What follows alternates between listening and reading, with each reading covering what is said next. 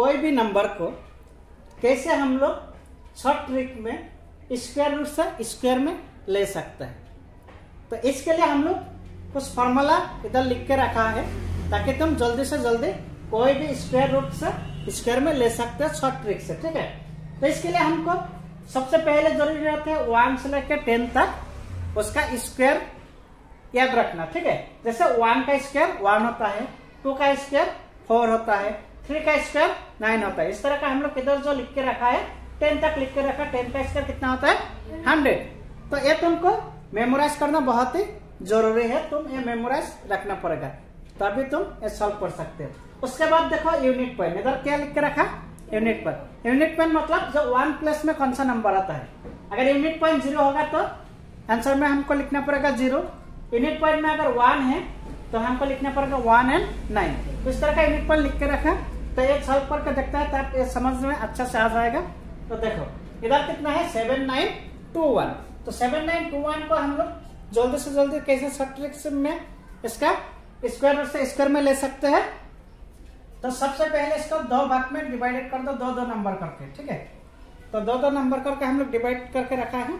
ठीक है, इधर कितना आया है 21 और इधर कितना आया 79। तो सबसे पहले हमको देखना पड़ेगा 79 कौन सा स्क्वायर रूट का बीच में आता है। ठीक है, जैसे कि समझ लो 8 का स्क्वायर कितना होता है 64 और 9 का स्क्वायर 81। ये दोनों नंबर का बीच में आता है, इसलिए हम लोग यहाँ पे लिखेंगे 9, यहाँ पे लिखेंगे 8। ठीक है, 8 और 9 का जो स्क्वायर है इसका बीच में आता है 79।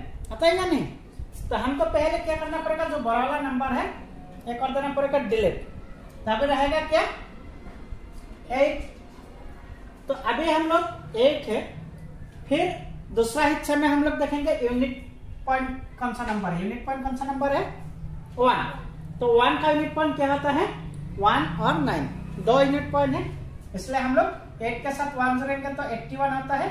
दूसरा 8 के साथ हम लोग 9 जोड़ेंगे तो 89 होता है, क्योंकि यूनिट पॉइंट में 2 नंबर, एक है 1 और एक है 9। इसलिए हम लोग 9 को काट के 8 लिया था, तो इसलिए 8 के पीछे 1 लगा दिया तो 81 हुआ, 8 के पीछे 9 लगा दिया तो 89 हो गया। तो हमारा आंसर आ गया। ये वाला नंबर 81 होगा, नहीं तो 89 होगा। ठीक है, लेकिन और एक कंफ्यूजन है, तो 81 होगा या 89 होगा, ये कंफ्यूजन कैसे दूर होगा। तो चलो हमको इधर कितना है 8, यहाँ पे कितना है 9, दोनों का कर दो मल्टीप्लाई। 8 9 जार होता है 72। तो 8 9 जार है 72। तो 72 नंबर हमारा ये आंसर आया और ये है हमारा क्वेश्चन। तो 72 लेस देन 79। तो 79 हमारा क्वेश्चन है और 72 हमारा है आंसर। तो आंसर से क्वेश्चन क्या है बड़ा है, तो इसलिए हमारा बड़ा वाला होगा आंसर और छोटा वाला हम लोग डिलीट कर देंगे।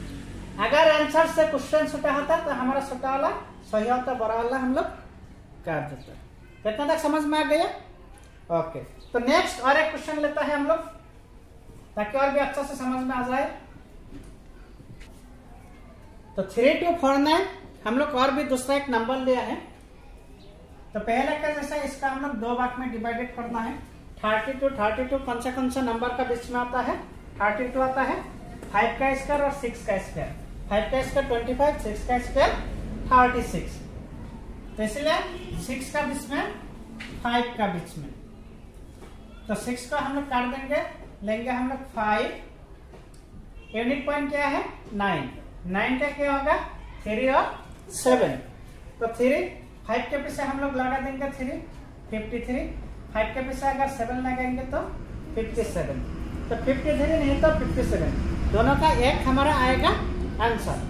तो आंसर कैसा होगा, तो कौन सा शूट करने के लिए हम लोग 5 मल्टीप्लाई 6, ये वाला 5 ये वाला 6 कर देंगे मल्टीप्लाई। तो 5 6 जार आता है 30, 5 6 जार आता है 30। तो इसलिए हम लोग क्या करेंगे, देखो ये हमारा है आंसर। ये क्या है आंसर, हमारा क्वेश्चन क्या है 32। तो आंसर से क्वेश्चन क्या है बड़ा है, तो हम लोग लेंगे बड़ा वाला, छोटा वाला को काट देंगे। तो हमारा आंसर कितना है 57। Okay, next number 1936। ये तुम खुद ट्राई करो और चेक करके देखो कि तुम्हारा आंसर सही हुआ या गलत हुआ है। समझ में आया या नहीं है?